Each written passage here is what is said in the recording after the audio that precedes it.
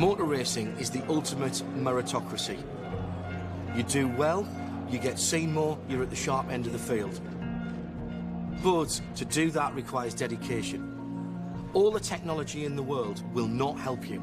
It's about the human interest at the end of it. Endurance sports car racing is populated by manufacturers spending hundreds of millions of euros, dollars or yen to be here. You are looking, quite simply, at the most technologically advanced racing cars in the world.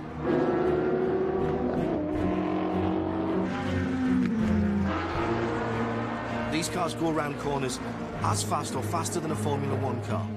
But ultimately, the piece of humanity that you plug into all of that technology does make the difference. And that's why this is such a great sport. At Le Mans, in terms of competitive hours, there's more competitive driving at a higher average speed than the whole Formula One season put together. And yet, we still have the gentleman driver competing.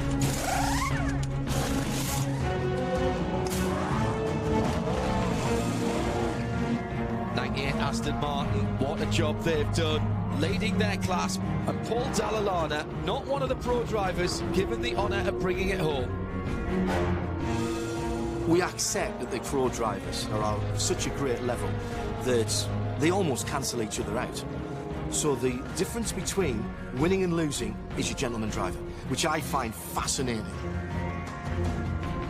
Dalla in the 98 car, leading at Le Mans. This is what people dream about. Great job, buddy, great job. 5 more perfect laps, okay? 5 more.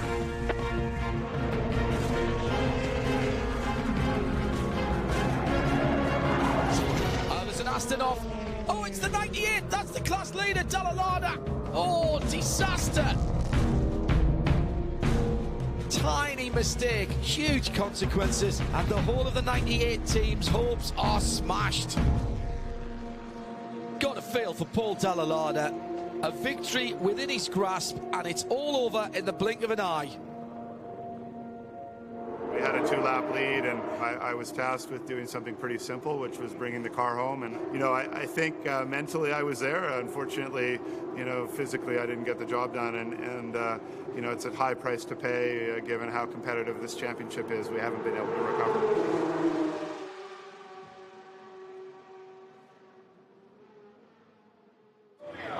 Gentlemen drivers are drivers that are not professionals, that are rich.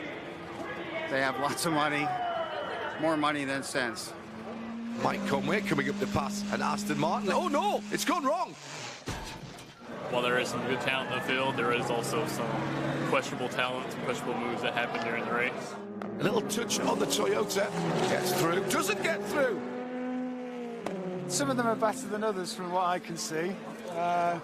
I've read it does cause a little bit of consternation with some of the more professional drivers sometimes. The LMP3 car clatters into the air, of course, a Ferrari, and earns a drive-through. A gentleman driver is somebody that pays for their drive rather than somebody paying them. I wish I was rich enough to be one too, but I'm not.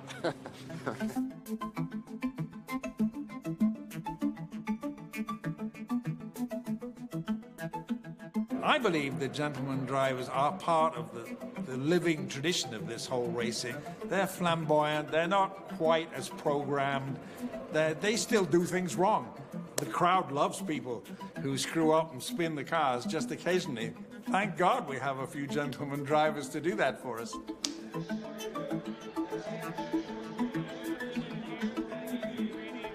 Gentlemen drivers, for many years, the lifeblood of motorsport. As Henry Ford will have told you, the first motor race was when the second car was built. And quite often, the guys who could afford cars were quite wealthy. So the original racing drivers, ultimately, were all gentlemen drivers. There were no pros in those days.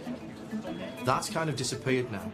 So the last great bastion of gentlemen drivers is in sports car racing, right up to and including World Championship level. They are a big part of the sport. One, because they bring money into the sport, but secondly, they also represent all of us, the fans, because if you have the wherewithal, you can buy a baseball team, You could buy an NFL franchise, but can you go out and quarterback it on a Sunday? Of course you can't. It would be ridiculous. Well, in this form of motor racing, you can do exactly that. If you're prepared to dedicate yourself to get to a decent level, you can race with the giants of the sport.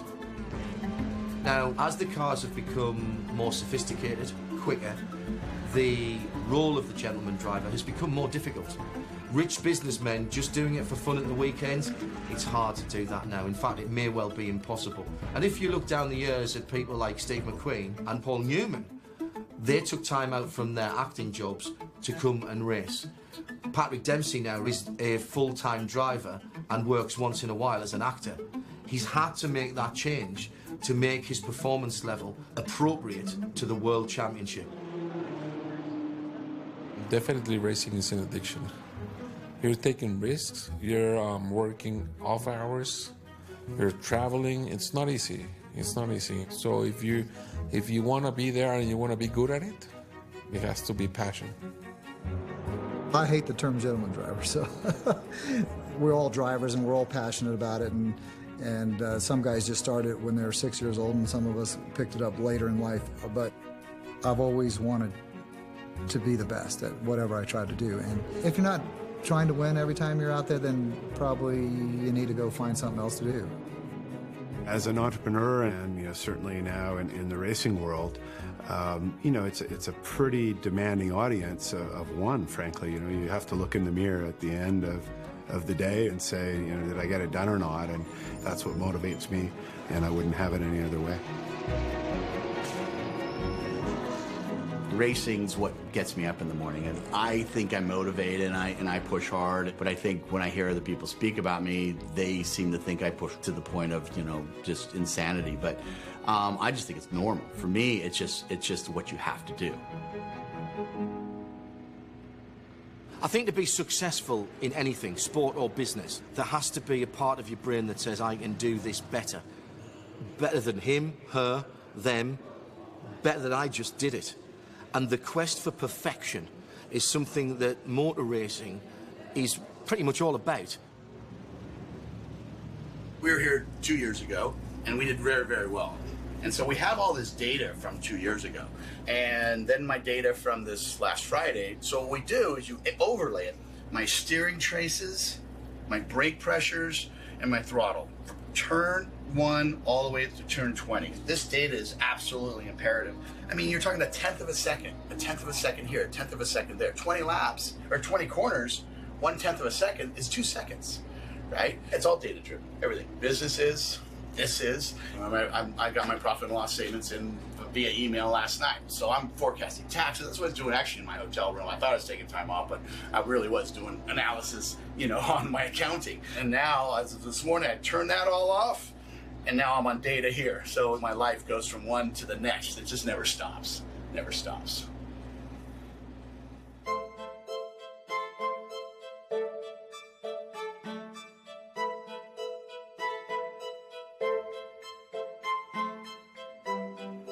What you've got to understand about gentleman drivers is that they're an integral part of the sport. Without the injection of finance that they bring, some of the teams simply wouldn't be able to exist and wouldn't be able to go racing. And so it's been recognised because there is a class, both in GT and in the prototype classes, where you are mandated to have a non-professional driver in the car. And I think that gives something to the sport. It doesn't take something away, it adds, and I think that's what brings in some of the fans, because they look at that and think, if only I had the money, I'd be doing exactly the same thing.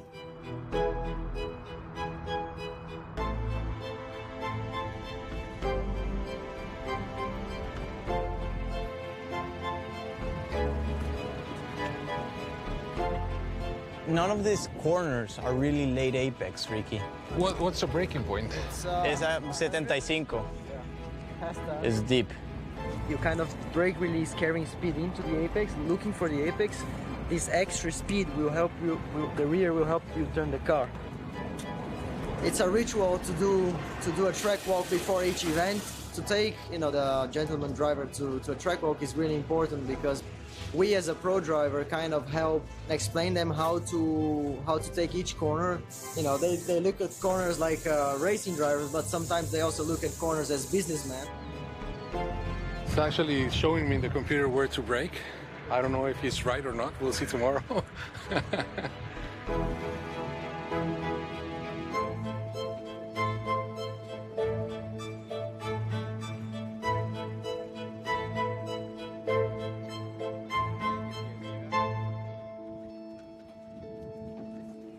Ultimately, the car and the stopwatch doesn't know whether it's a gentleman driver in that car or someone who's a superstar. Once the helmet goes on, it makes no difference at all. And so part of the pro driver's job when they are teamed up with someone who is a non-pro driver is to give them help, advice, and to make them quicker and more consistent. Because as a race car driver, you send off down the pit lane, you might have 20 seconds to get yourself sorted out, then off with the pit lane speed limiter, and everything's got to happen at 100% straight away, because if it's not, you're losing time to your competitors. Now, the pro drivers do that as a matter of course. The best amateur drivers build up to that. In WEC, we're racing with top teams, and so there's a lot to be learned. And I think it would be an error not to be like a sponge. And it's a team, and at the end, if one wins, we all win. I don't remember this being so downhill. Yeah, you don't feel it in the car. Downhill is great for you because more weight, the faster you go. The first time I'm going to be faster than you. Human beings are a competitive species. We cooperate in teams, but we have always competed against the other. Now, an entrepreneur is in a very competitive environment because in order to succeed, they actually have to allow their company to do better than everybody else. And I think when you've had success at that, when you've had success at competition, then you actually like to bring that out in other facets of your life. When you extend yourself in a new area, it actually feeds back on what you do professionally because you realize, hey, I was able to acquire this new skill, so why can't I solve some big problem that I'm facing in the workplace? I know I can do it because I'm able to do it in these other areas. I think what joins racing and business for me is being able to take that pressure and then perform the same. Yeah, I started racing when I was 10 years old, go-karts, and got hooked, and then started the whole ladder. I raced up until 2001. That's when life said, no more. No more sponsorship, there's no more support. I had already 2 kids, so I had to focus back into work. And I decided to start from scratch, support from nobody. Definitely was not easy, but I was sure I could do it. In order not to suffer, at that point I didn't even watch racing in TV. 7 years after, an opportunity to race came back, and my business partner sponsored me. And now I was going back to racing just to have fun. And it was after the first or second race that I realized I cannot do it just to have fun. I have to be competitive.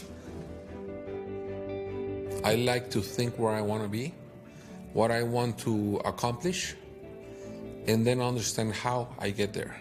And sometimes I just drop a lot of ideas.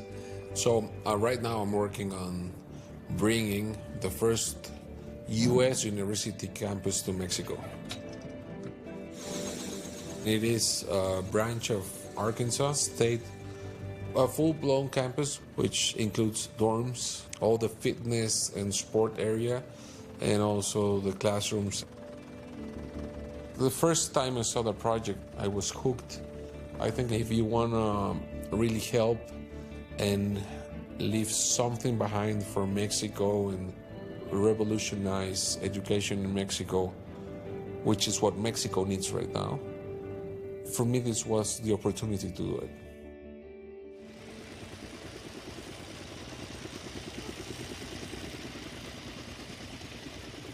This is the student union. We are here, and in here we have the cafeteria. All these will be a huge new city. You become the bridge, basically, yes. from the academic to the corporate side. Ricardo, this is phenomenal. I mean, it's unbelievable. You and I talked about this maybe 60 days ago. The progress you've made in 60 days, incredible, incredible. Every week it changes. Some days he's in China, and when he finished racing, he texts how he's doing everything over there. I think he don't sleep.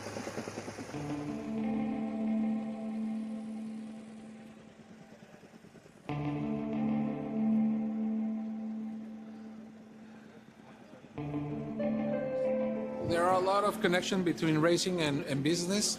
When I was 17, I moved up to Formula 3. That's where there's a whole team behind you, there's people working for you, there's a contract. Being under that pressure at that age, it definitely starts to prepare you.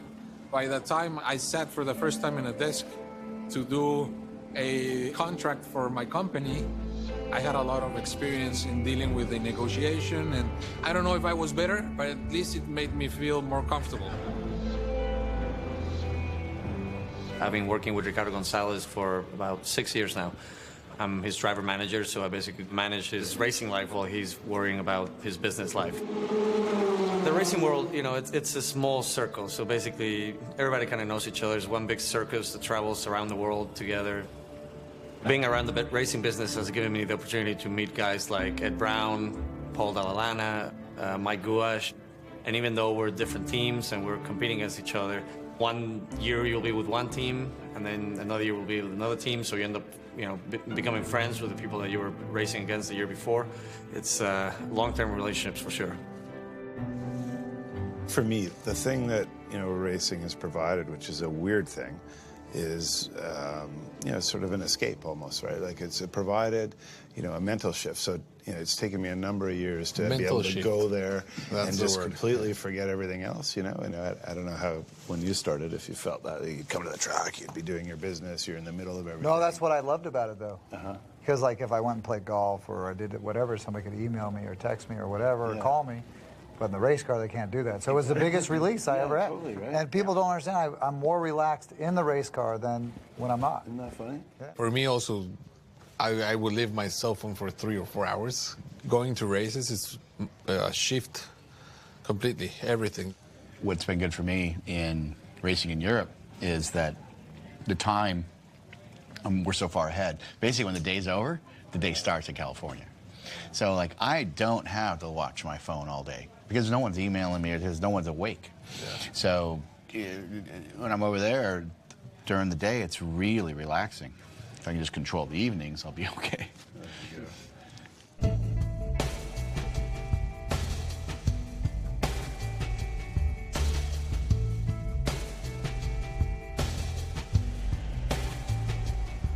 The Lone Star Le Mans at the Circuit of the Americas this weekend is the start of the second half of the season. It's the time of the season where the championship run starts to come together. Get the results, rack up the points, and hopefully by the time we get to Bahrain, then you're in a pretty good state to challenge for the championship. There's a lot going on this weekend here. Ricardo tries to focus on the racing, but a bit of a secret project that Ricardo and I have been working on is to bring a WEC event to Mexico, which would be huge. You know, Mexico is a huge market for racing and for all the manufacturers involved. And we're literally here in very last-minute negotiations with the WEC and with the promoters in Mexico to make that happen. We're going to go have another meeting right now. You know, and that's the life of a gentleman driver. There's a lot that happens basically at a racetrack that has nothing to do with racing. It's all business, and vice versa. As we wait for the red lights to go out and the clock to start counting down from 6 hours, we're racing at the Circuit of the Americas, and the pole-sitting car of Neil Jarney gets the inside line. Each of the classes battling for their own podium, and in LMP2, keep your eyes on this battle. The pair of orange and grey G-Drive cars have been hunted down from behind by the black and green Tequila Patron ASM. This is going to be a battle royale in LMP2. It's not just about the glamour boys in the hybrids. This matters as well. I'm pretty good, you know. I don't get in for another, hour, so I stay pretty calm until I get my helmet on, and then I'll probably get, a little anxious. Johannes van Overbeek in the 31 ESM Patron LMP2. It's not been the smoothest of races for them. They've had one or two mechanical problems.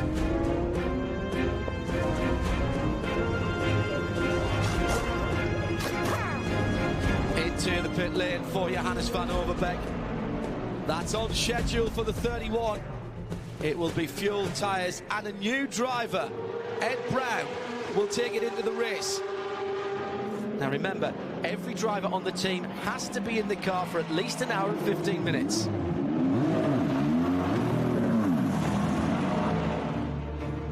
I had no confidence in the car at the beginning. Tell Ed if he starts complaining, like it felt like the suspension fell out of the car sometimes. Like when from the fender came down. Oh, no kidding. Yeah. So tell Ed, you just gotta drive through it. Multi-class racing at its best. GT car on the right, we're on board with an LMP2 car, and watch to the left, there's an LMP1 hybrid. Marvellous. Oh, huge over the final corner. That was one of the Patron cars. It's the 31, it's Ed Brown. Massive hit. It's like a pretty good hit. Yeah. Shit. Hey, he doesn't have any brakes? Good thing he didn't roll. Ed went off in the last corner, but we don't know why. He said no brakes. That's what it looked like on the video. So we'll see.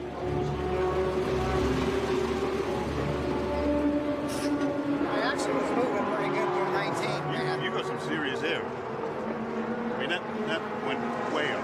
I never saw. No, the other problem was when I hit, the steering wheel flew off and hit me in the chest. Steering wheel came off. Came off.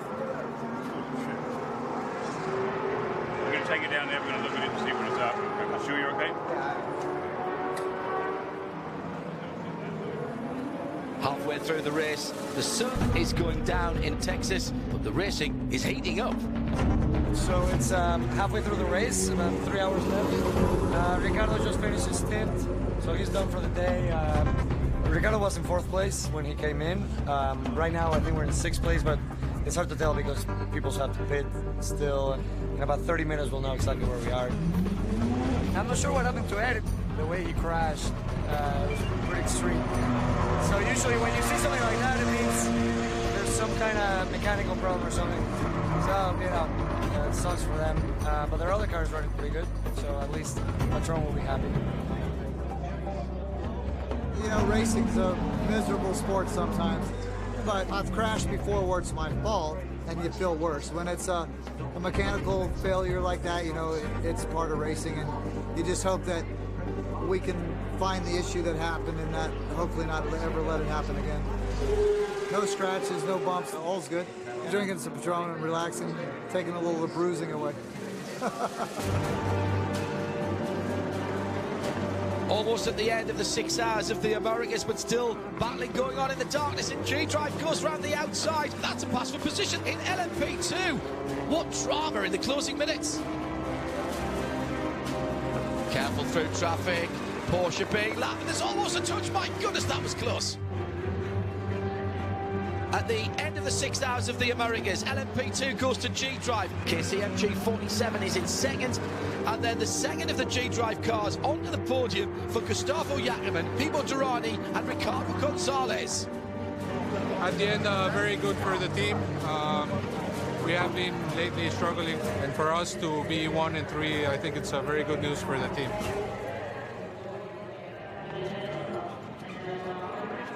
Winning is important to me, and definitely that's why I'm here. I like to win. So you take that back to the office, and it's not that you're gonna go and get that podium or that trophy at the end of the day, but you get a longer version of it. So anything you do in business world and how you develop yourself will stay for you for the rest of your life. That's literally probably a foot away from the Oh my God. That face is I think every human being would hope that they never had failure in life, but I always tell my employees, you know, in really good times, you learn absolutely nothing. because it all went right. So what did you have to learn? It's in the hard times and the times that you fail is when you learn the most. Whether it's failure to run a lap time that I wanted to run, or a ran that didn't do as well as I thought it was, I learn. And I learn every single day at everything that I do. So that's important. Without failure, you can't have success. We are trained to minimize the number of mistakes we make in life. And that may help you to succeed in school, but it doesn't really help you to succeed in life. Because success in life isn't about never making mistakes. It's about recovering from the mistakes that you make. People who succeed over and over again in different areas aren't just lucky. They're good at making mistakes, sometimes even failing, and then learning from those failures and using that knowledge to help them to move forward.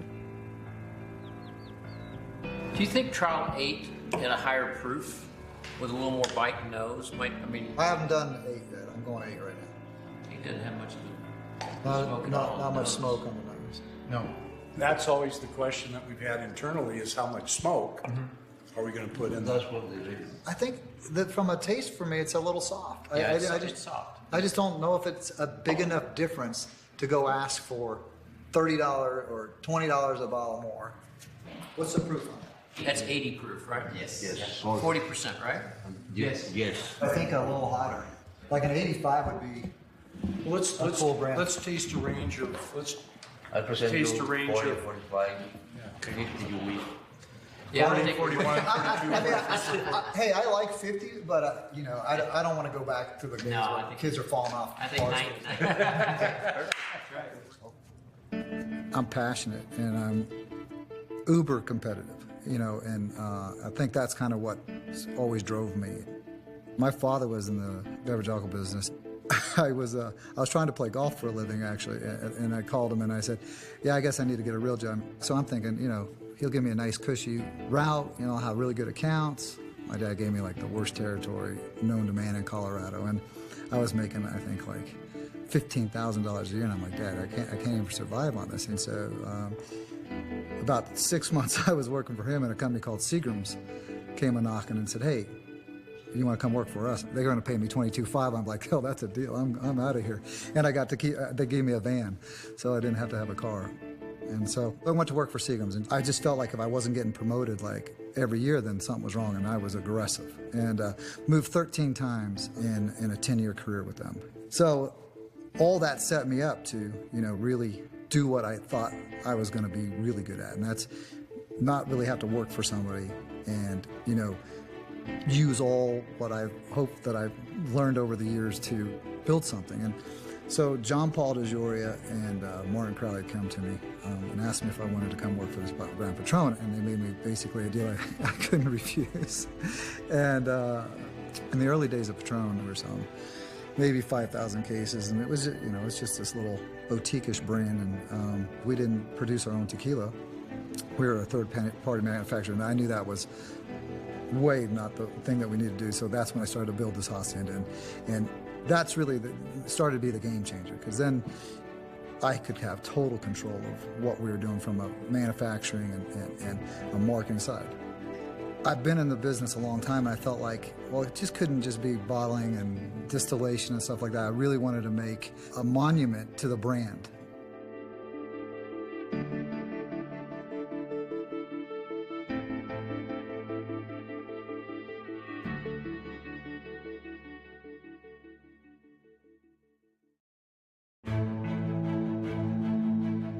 In the beverage alcohol business, it's very difficult to advertise because there's regulations about television and the things that we can do. But I had this idea, well, if I can have a car going around a track with Patron all over it, I'm going to get it on television.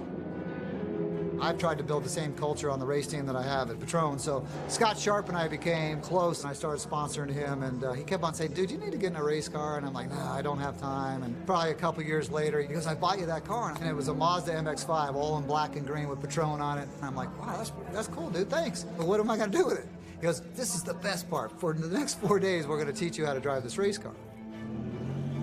I raced those things for like 4 weeks, and he goes, dude, you got to get into bigger horsepower. And so that was when Sharp and I decided, I'm not going to mention any names. I've been with a lot of team owners over the years. They all lose their stomach for spending the money because racing's expensive. And so, you know, Scott and I at that time decided, we said, hey, you know, why don't we start our own team?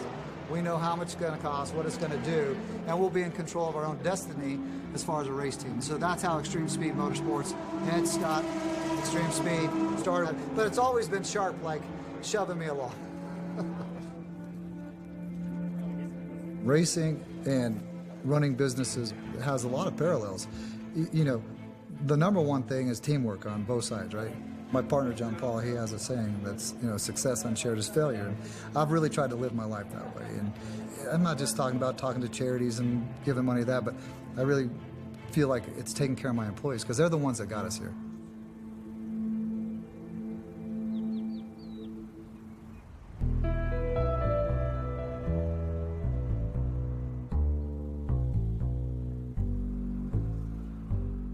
A lot of the gentleman drivers have seen success in their business lives. They'll have seen failure too. And I think that's quite important because when they come to this sport, failure is more likely. No matter how good you are, behind the wheel of a car, you are a small cog in a very big team. If the rest of the team isn't working for you, you're not working for them, you're not going to win.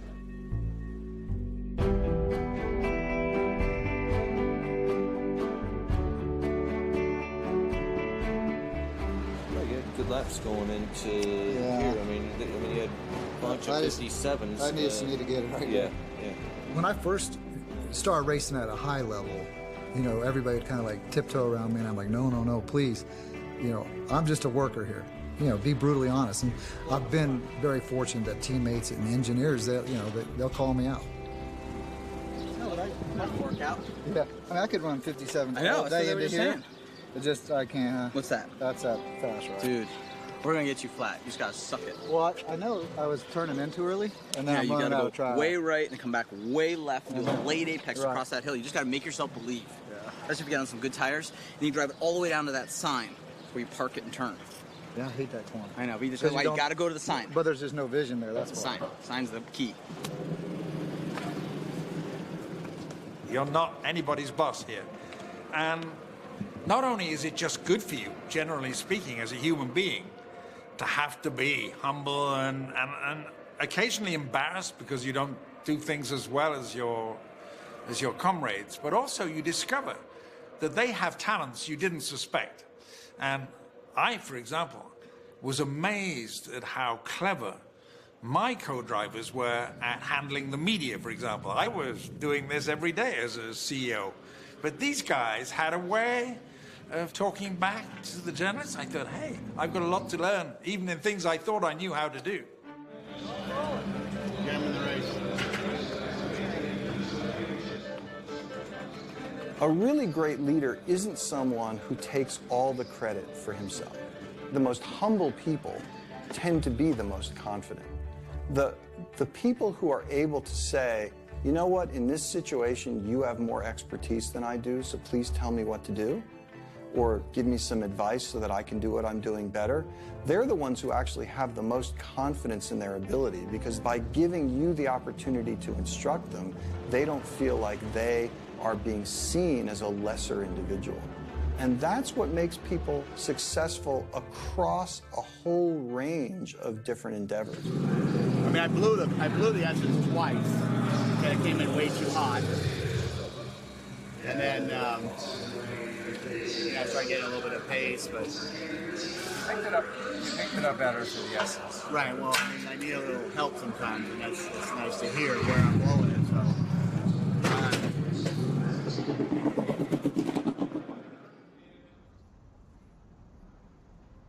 Honestly, I used to prefer when I did racing that it was just me in the car.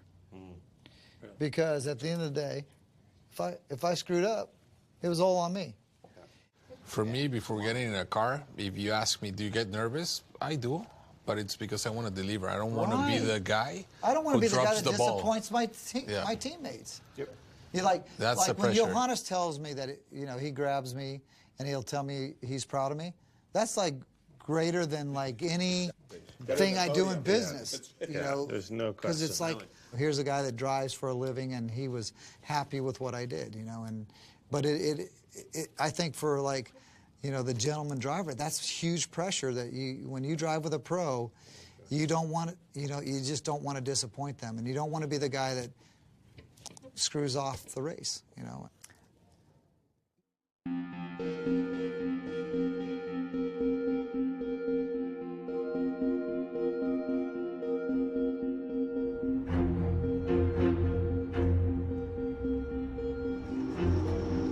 We're here in Bahrain for the final round of the 2015 FIA World Endurance Championships, the last 6 hours of the season, and all bar 2 championships are still up for grabs. It's been a real return to form for Aston Martin in the last couple of races, and here in Bahrain, I would think that Paul will be looking for at least a podium and possibly even a win. For Ed Brown, they've had a difficult year. Ed, I think, has grown as a driver, and they'll want a strong finish at the end of 6 hours for one or both of the cars. For Ricardo Gonzalez, well, his team car is going for the championship, so there's a role to play for the 28. But of course, they will want to get a good result here as well. This is actually probably our busiest weekend as far as business goes outside the racetrack. I'm here trying to put together Ricardo's team for next year, and my main focus right now is how can I get the best combination of Ricardo, who's a gentleman driver, and our pro drivers. Basically, it's a big puzzle you got to put together. We're also finalizing the deal for the WEC race in Mexico next year. So it's kind of coming down to the wire, and, you know, so every time we get a few free minutes, we're talking to people, we're negotiating deals. So I'll try to manage as much of it as possible, and then once Ricardo's done driving, then I can tell him about it, because, yeah, you either drive or you focus on business. You can't do both at the same time. The red lights are about to go out as we start the last 6 hours, and we're racing. The 2 Porsches get a decent start, but Fessler in the 7 Audi, very racy early on down the inside. He's into second place as they go down towards the first corner. No, Dumas has claimed back that second position. All kinds of bumping and boring in the LMP2 fields. The GTs still trying to sort themselves out. This is magnificent stuff in the early opening laps of the 6 hours of Bahrain. This, for me, is when it's the toughest. You know, the butterflies are up, and really, you know, not sure how those first couple laps are going to be. So it's just trying to calm down a little bit. It's super close, so it makes me nervous but excited at the same time.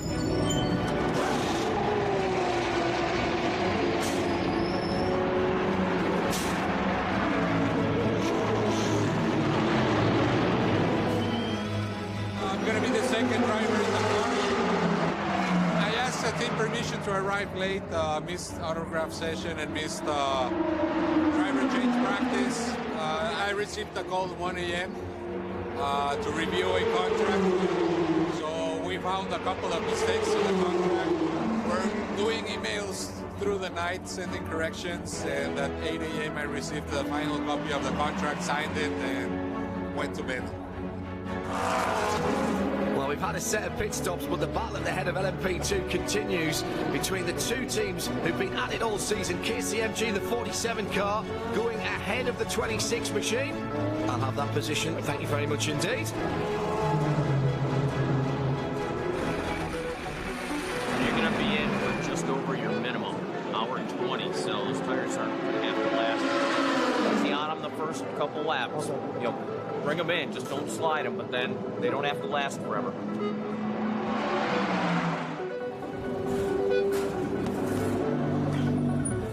ASM Patron into the pits, and looks like Ed Brown is going to get in.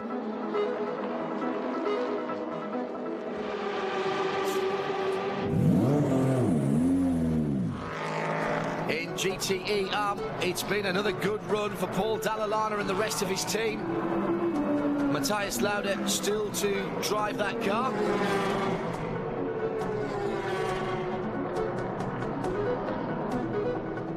Would you believe it? The 31 car with more mechanical issues. Left rear suspension will bring that car into the pit lane. Oh, they've just had a rotten season. Ed Brown and ASM will be glad when this season's over. We have hour and 17 minutes left. One of the suspension members in the left rear broke on both cars. So we need to investigate why that happened and make sure it doesn't happen again.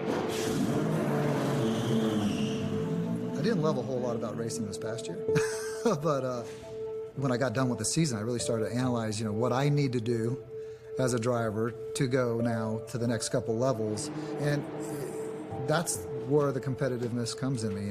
I could just sit there and say, hey, it's fun, we drive around, who cares? But I really don't want to do it if I can't win. Well, Paul Dallalana in the number 98 Aston has kept that car in contention for the win here in Bahrain. Very strong run indeed from the Canadian. He's done a sterling job in the middle of the race. We're in P1 right now. I don't know. It's gonna be tough. I think 88, who's in second, has a really strong finishing driver. So outside chance at a win, but more than likely a podium and third overall in the championship this year. So not unhappy with that, but a year of something could have been better. It goes back to Le Mans. When I got out of the car, I thought the team was going to say, you didn't do good. And when I got out of the car, I said, hey, you were hauling ass. The Aston and the Porsche 911 are neck and neck going into chicane. The 98 Aston has the better line. That's a pass for position. Second place, marvellous work. We're at risk.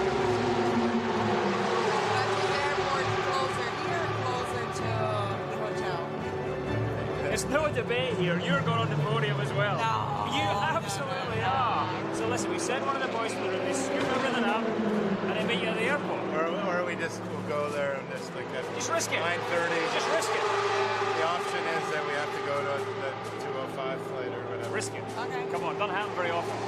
Yeah, and you know what to do. You know the procedure. Yeah. Give you a little Okay, talk. good. Everybody's happy. Are you off Yeah? it? Let's see. A late overtake by the 98 Aston Martin has put them into first position, into the final corner of the season. It's going to be away. The disappointment of Le Mans now behind them. And that will give them third in the GT Championship for the season. Let's go. Thank you. It was a fun moment on the podium, even despite the time pressure to make a flight.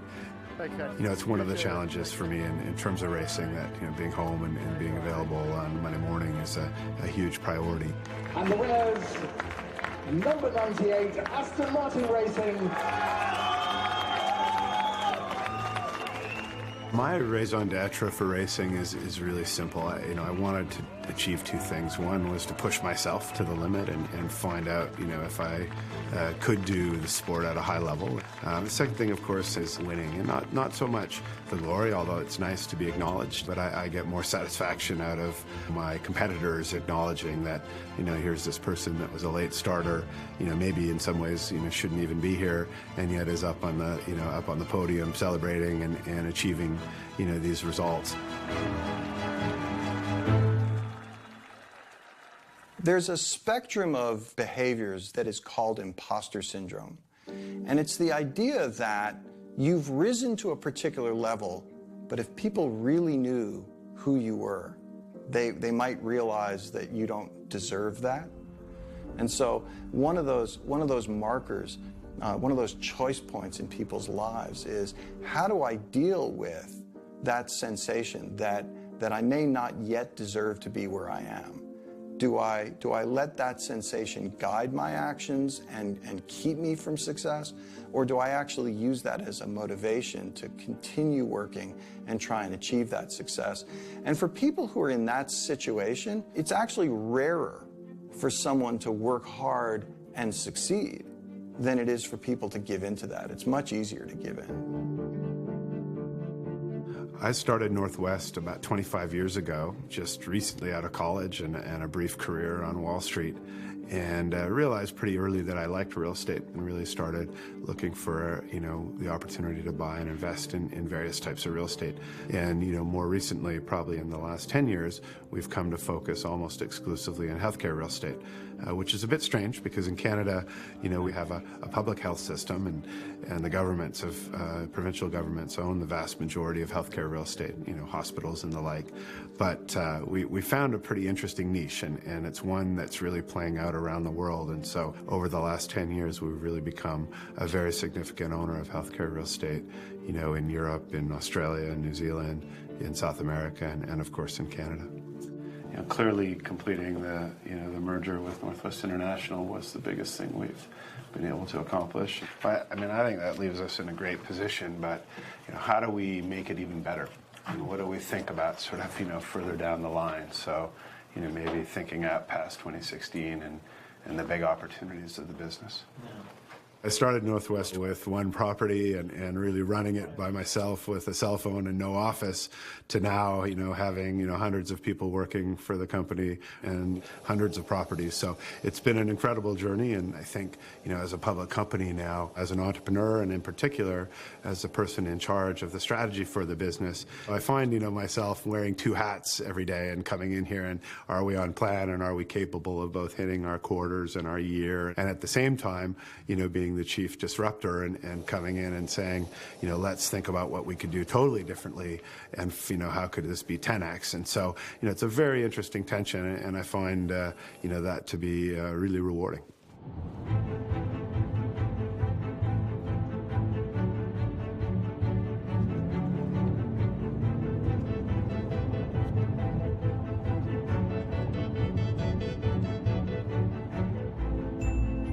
Learning by doing seems to be a common theme for me. It's very much the way that it happened at the start of my business career. And I think racing's pretty similar to that for me. And so it's been a very interesting journey in racing. I would say I'm an accidental gentleman driver in that although I've enjoyed racing over the years, and I can remember, you know, even meeting my wife at a Formula One event, my journey into the sport happened quite recently, and that was, you know, going to a track day with a friend, having never driven a car on a racetrack before then, never had done go-karting. You know, I showed up as green as you can be, and I think after the first lap, I knew that it was something that I wanted to do, and enrolled the next week in racing school and started the week after that. I think I always considered myself a good driver and somebody that appreciated cars, and I very quickly found out that I didn't know the first thing about it. And so it was a real eye-opener that I had a whole lot to learn. So in addition to racing and business, you know, recently I find myself involved in another new initiative, which is philanthropy. And I've become affiliated with the University of Toronto School of Public Health. Howard, nice to see you. Yeah, thanks. The Dalhousie School of Public Health is one of the world's leading institutions for training and research in population health. It's about looking at millions of people and figuring out how we can prevent disease from happening rather than simply spend the dollars on treating disease. It's early days, but really enjoying helping the university tackle some of the most difficult problems that exist in the world.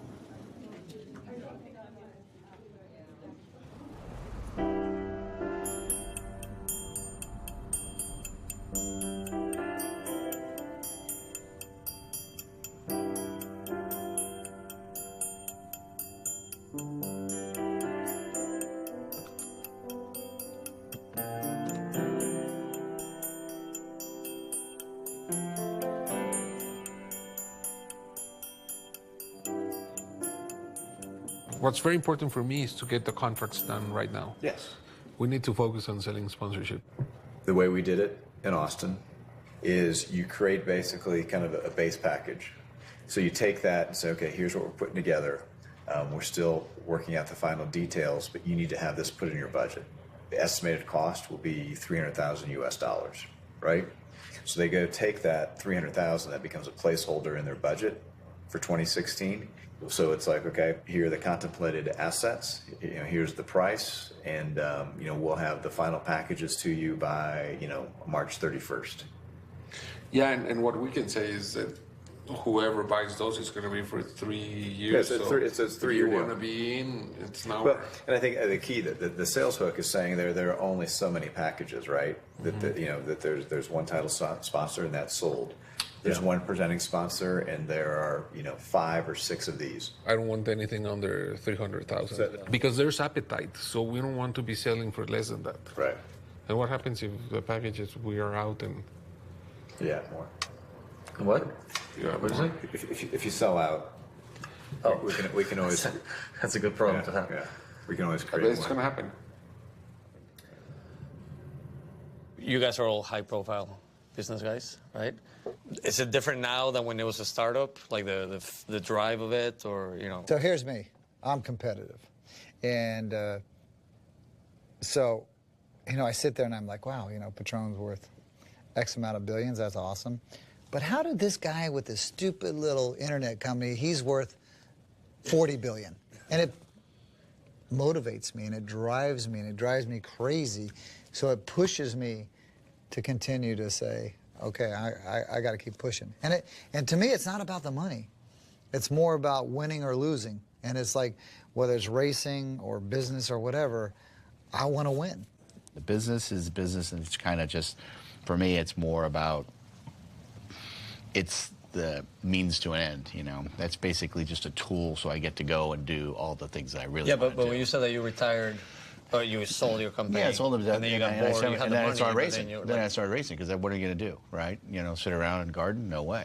I used to love the early days of Patron. I don't get to do the things I used to love to do, like working in the bars and showing people why it was better and stuff like that. But that's what happens. So would you give up the money and go back and do that?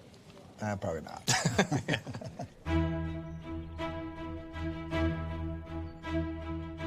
Silverstone in the centre of the United Kingdom is the traditional start of the European Le Mans Series. Traditional weather as well, greeting the teams and drivers.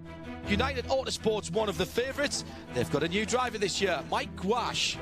It's raining. Got all this new kit, right? Where you get it all soaking wet and muddy and crappy, and that's what it is. This is our first race. It's very important. Obviously, we need it as an establishing point. We've got an all-new driver lineup, and it's important because we've got sponsors, potential sponsors coming. We have lots of customers coming, so we need to show well. This is a little bit of an unusual weekend as far as automobile racing is concerned. Two big series racing separately on the same weekend at the same circuit. The World Endurance Championship, 6 hours of Silverstone, is tomorrow. Teams are already in the main paddock preparing for that. Maybe the weather might improve by then, but that's not the case today for the European Le Mans Series, 4 hours of Silverstone. Lots of rain should make for a very interesting race indeed. Coming to the rolling start, about to get underway, it's slippery. Oh, there's a spinner in the background. And that's Leo Russell into the wall in the Pegasus LMP2.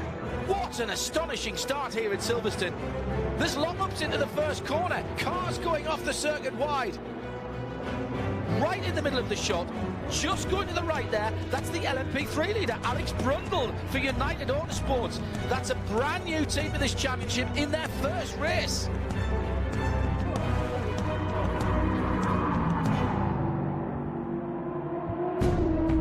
So far,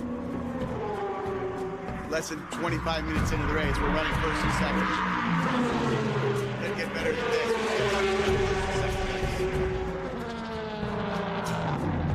LMP3 leader from United Autosports, the number 2 car in the pits. Alex Brundle, who's done a great job on a very difficult day. He's getting out. Mike Gouache getting in for his first stint. Yeah, it was pretty sketchy for the first couple of corners. There were a couple of shots we managed to dodge, and then luckily able to get up into P1, and then pulled a little gap. So all's going well so far. But there's, it's only 1 hour of the race gone. There's a long way to go. So we'll wait and see.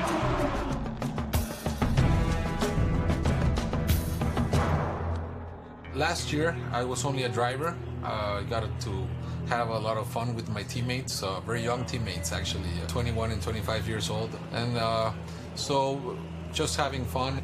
But now this year, things change. The team looks up to me more as the boss or the leader of the team, so I think I have to behave a little bit more. And not being happy with the extra work of team owner. I'm now the promoter for the Mexico race, and that's very exciting. Being enabled, if we win, to win with the Mexican anthem, and I think it's going to be very important for our country.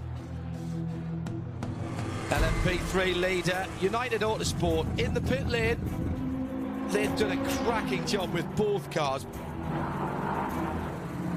I haven't driven this car on this track in the rain at all, so I just take it easy because it's, you see all the yellow flags, all the red flags, everyone's going off. If you try to be a hero, it's not going to do you any good. So it's just all about being really cautious. Go as fast as you can, but be really cautious.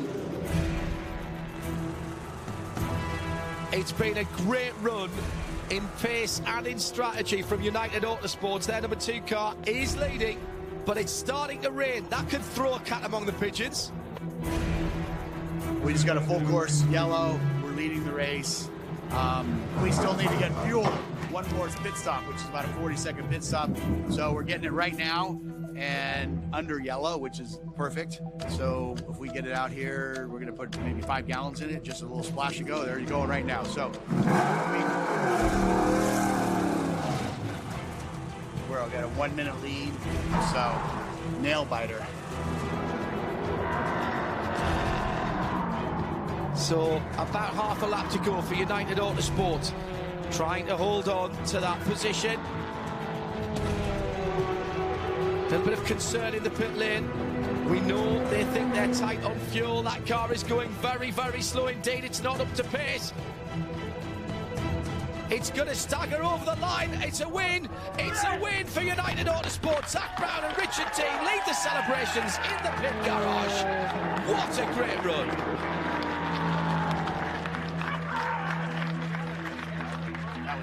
Fuckers almost got they fucked up our fuel. We'll come and see you next time. Wow, let's go to the podium.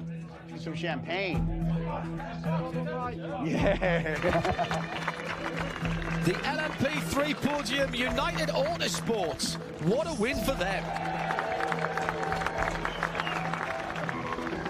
It's a new day and a new race at Silverstone. It's still quite cold, but the rain has stopped and the sun's come out for the start of the 2016 World Endurance Championship season. The LMP1s at the front of the field have more technology than put man on the moon, and they're nearly as quick as a Saturn V as well.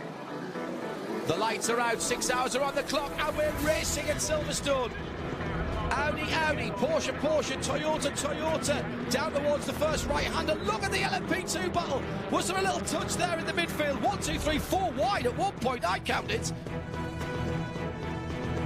New livery for Aston Martin for 2016. And that dark grey and yellow number 98 has not been keeping pace in GTEM.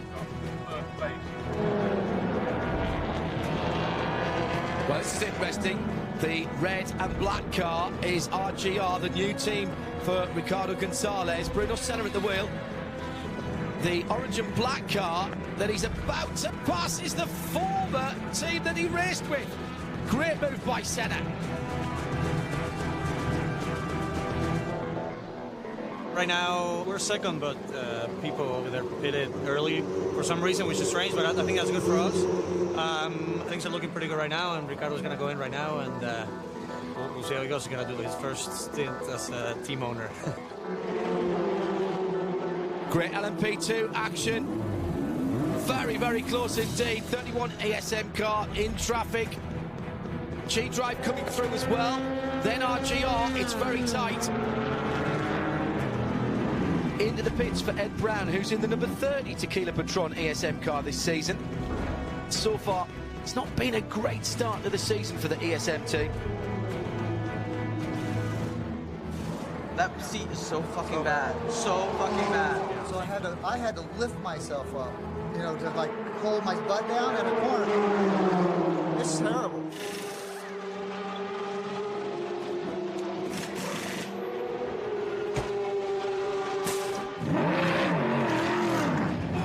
I think that was my worst stint ever. I got to tell you, I got punted off twice. Yeah. And then I made a couple mistakes. You're running pretty consistently there. For a bit, and then it's just frustrating. I got to tell you, I really feel like I left a lot out there. So I'd say at least 25 seconds for mistakes.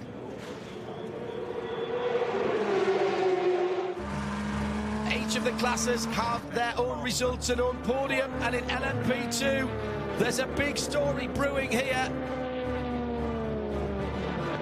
We got 18 minutes to go. We're leading right now, so it's a little nerve-wracking right now, but hopefully we start our team with a win in our first race ever. Ricardo Gonzalez made the jump from driver to team manager, and the fairy story has come true. RGR take the victory at Silverstone. A maiden victory for Ricardo Gonzalez's team. Along with Albuquerque and Senna, it's been a hard-fought victory, totally deserved, and what a way to promote the 6 Hours of Mexico. For me, I think humility is everything. You have to give credit to the people when they deserve it. I love working with the team and just getting in the car and just trying to do the max out of what you have and then sharing that with teammates. I think that's what I enjoy. It's not that much of winning or not winning, it's just being there, being part of it. There's a lot of research on the relationship between being an entrepreneur and what's called your risk tolerance. And it might look from the outside like entrepreneurs are willing to be more risky than most people. In fact, what they do is to learn enough so that they believe that the thing that they're doing actually isn't that risky. And I think the same thing is true with racing. My guess is that most of these gentlemen drivers don't see what they're doing as being all that risky. What they see is that they are engaging something that would be risky if they hadn't actually spent a lot of time learning how to do it properly.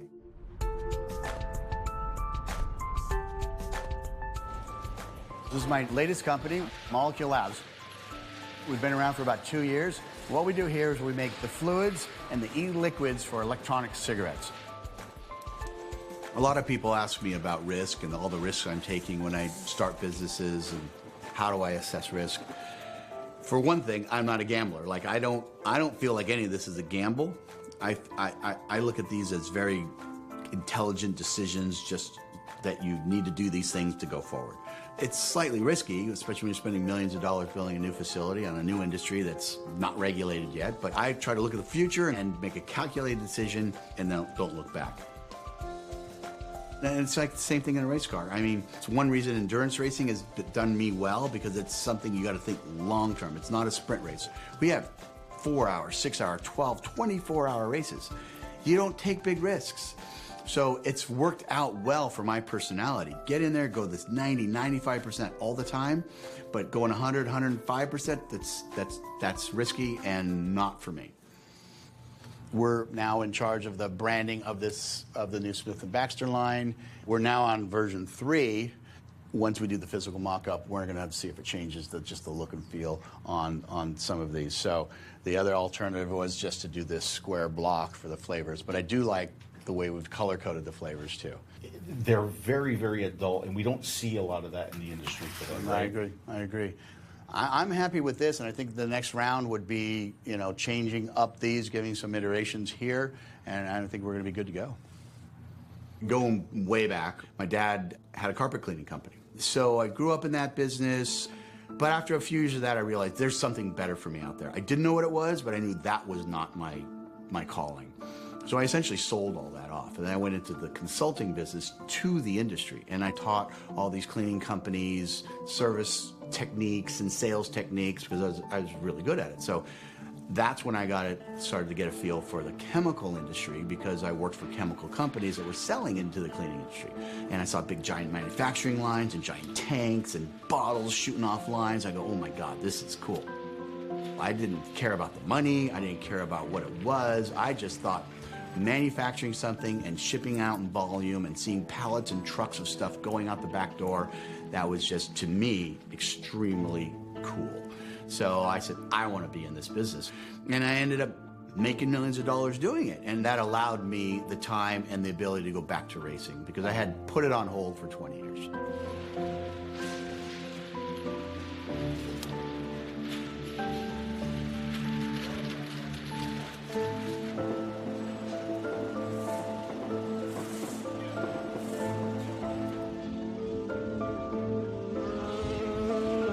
Essentially, I started racing back when I was a kid. Well, kid, 18 years old. But at about 25 or 26, after a number of years of racing, I realized, and I was racing different things, jet skis, motorcycles, doing very well as an amateur, could turn pro. Just didn't make sense. Financially, I was never going to make a living out of it, so I decided that's just not going to work for me.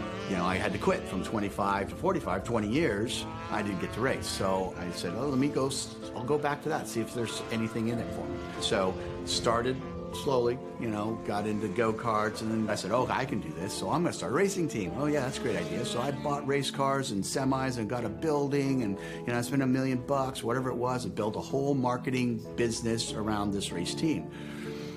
That was a big mistake. I got my ass kicked, flat out kicked, embarrassingly kicked. Last place by, you know, 20 seconds. 2 races of that, I just pulled off the national scene, came back to California, and then ran on the Western United States for about 3 years. Perfected my skill, then went back out to the national scene and actually won the national championship in 2009. This is my simulator that I use for practicing before I go to a racetrack that I don't know. Essentially to learn the track, learn the corners, learn the braking points. This is Silverstone, which we just raced a few weeks ago. We won, and I think the simulator is a big part of why I know the track before I get there.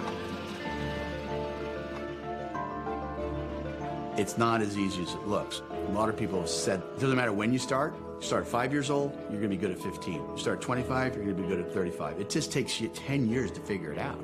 And I didn't start till I was 45, 46 years old. So now it's starting to work.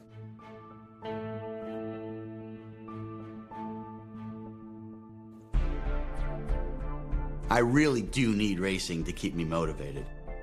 I train, I think, harder than most, right? Physically, well, hell, I'm older than everybody, so I've got to make up for it. But also, even if I wasn't, I'd be training just as hard, because if I'm not training, someone else is training. If I'm not practicing, someone else is practicing. So if they're getting better than I am at the time, then I'm going backwards. I feel the same way with business. If we're not pushing all the time, someone else is, and we're going to get behind.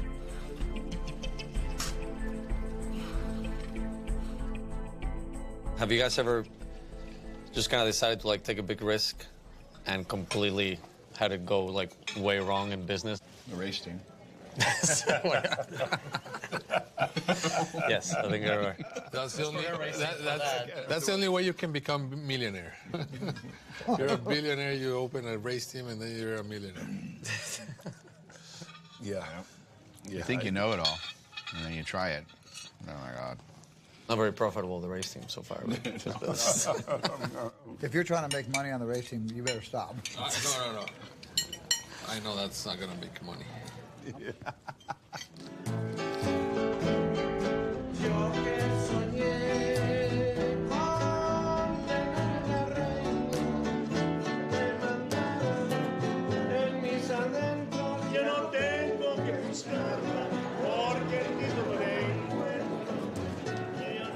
Getting ready for the 6 Hours of Mexico, which is a very special race for us. Not only because we're the only Mexican team, but actually because Ricardo's the promoter of this race, which means that he pretty much made all this happen.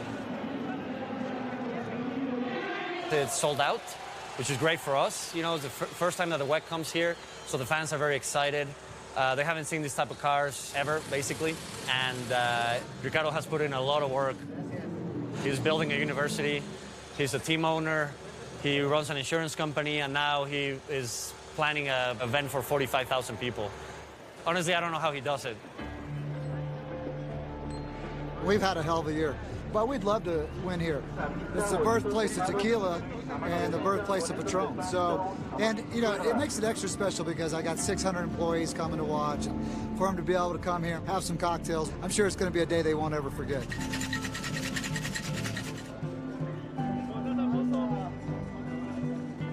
Bringing the race to Mexico has been a big challenge just because it's the first time I do it. I don't think the promoting has taken away the fun part of racing. I just had very little sleep last 3 weeks or 4 weeks. So I'm ready to start changing my hat into the driver hat, and I think people are pretty impressed of what we have done. And this is helping me a lot to forget my promoter duties. Ricardo, Expecting a huge crowd, the numbers sound really, really enthusiastic. How is that going to lift your team, especially carrying the Mexican flag? It's going to be pressure. Yeah, we're expecting to have the track completely full. So it's going to be nice to see the start of the race. I know how Mexicans go wild, so we're going to enjoy that. It's round 5 of the 2016 FIA World Endurance Championship, and we're at a brand new venue. It's Mexico City. And the man that we have to thank for bringing us to this cathedral of speed, we knew him last year as a driver, now he owns his own team and he's the promoter of the race. Ricardo Gonzalez is a busy man. It's a brand new venue. I'm excited, the crowd's excited, I think the drivers are quite excited as well. It's time to go racing in Mexico City at altitude. This will be the fastest run down to the first corner that we'll have in the World Championship. The Audis side by side, then the two Porsches. Look at the CLM with the yellow wings coming through. The privateer cars are very quick. Indeed, the pole man's gone wide. Bruno Senna has cleared off in LMP2. Okay, Bruno, we're P1 by about 20 seconds. Let's try to keep increasing that gap, okay? Okay, copy that. This is about the second into the stadium section. Oh, too wide. And René Rast goes to second position for G-Drive. Great battles, not just at the lead of classes. This is 6th on down for LMP2. Pipo Derani in that green and black car trying to get a little better exit than Manassi, and he does. Oh, great move. On board with Bruno Senna. He's our cameraman. At about 180 miles an hour there, Senna still leads in LMP2. Relatively short circuit here at Mexico means that traffic management is always going to be an issue. All the drivers have had to really concentrate. Hasn't been an awful lot of track time. None of them have raced here before. Good stint for Bruno Senna. He's out of the car. The third driver is the man who owns the team, Ricardo Gonzalez. Two blue lights on the side of the 43 RGR racing car. That means he's in second. That's the leader ahead. Gonzalez chasing him down. This could be another great story for the Mexican team on home ground. Okay, Ricky, that's Rosinov ahead of you. Just be careful. He can get aggressive. Gonzalez and Rusinov together coming into the chicane area. There was a touch there. Rusinov spins the Mexican. And Gonzalez is in trouble now. He's not facing the right direction. There's not enough room there. He's going to have to find reverse. Stay calm. Needs to be talking to him on the radio. Oh, almost reverses out into the Dempsey Proton Porsche. That could have been disaster. Well, Ricardo Gonzalez has got the car back on the track. Okay, just stay calm. Let's stay calm. Let's get back up to speed, okay? Not sure that Philippe Albuquerque nearest us and Bruno Senna, who's just behind him, there he is. Not sure they know if they, well, Felipe thinks they've got a chance and Bruno doesn't. They've checked the car over, given him some more fuel, and now he has to try and get his pulse rate down and focus, focus, focus. Ricky and Rosinov, they got in contact. It's pretty hard to say who was the fault. Ricardo now is very stressed on the radio, like he wants to drive through for Rosinov. Our car is fine. I don't know if Rosinov is fine because he just went wide now. But it's racing, but we need to keep it cool. Alderson Aston in the barriers. The 98 car, Paul Dallalana's gone off. Yellow flags are out. Here's another look. Coming into the stadium section, too much curb on the left-hand side by the Ford, and Paul Dall'Anna is bumped unceremoniously off the circuit and into the barriers. Let's hope that isn't a repeat of the Mans. No, it's not. The car is still running, and I think he'll get it out of there. Well, there's damage to the left front, but Paul Dall'Anna will get the Aston back to the pits.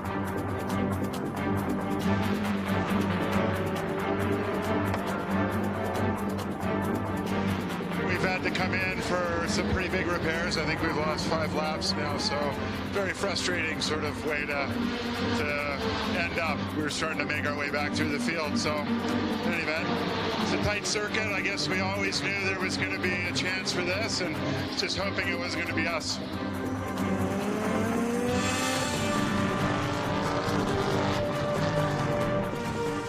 Okay, Philippe, we're currently second, 30 seconds behind the G-Drive car.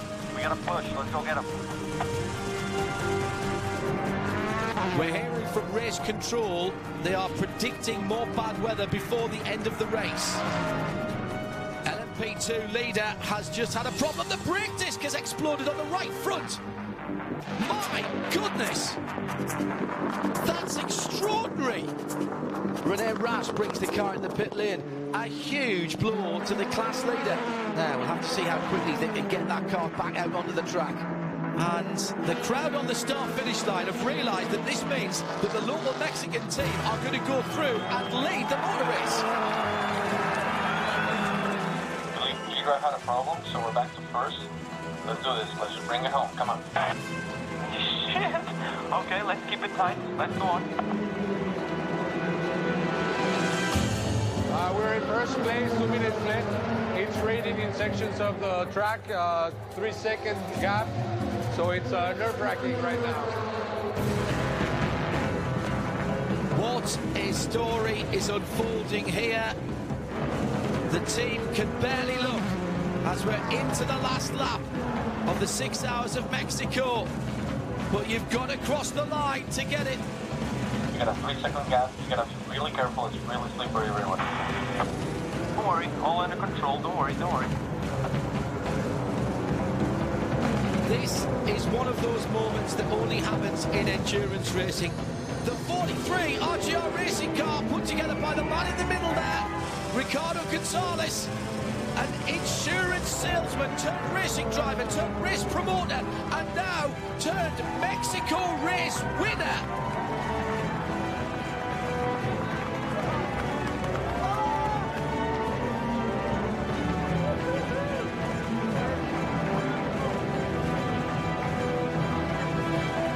Albuquerque has found a Mexican flag.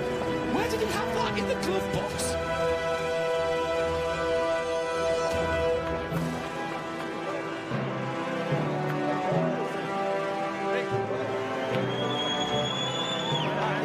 And the celebrations will go on long into the Mexican night here.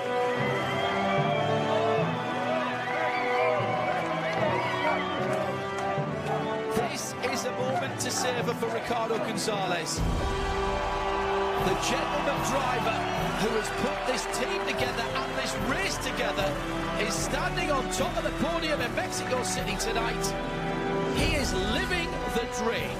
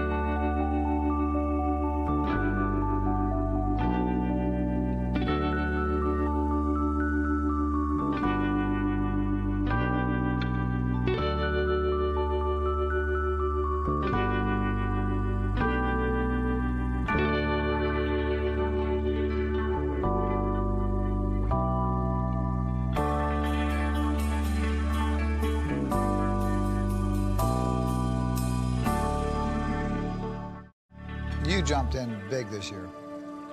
You know, going from just racing and being on a team to having your own team, you know, it's a big jump.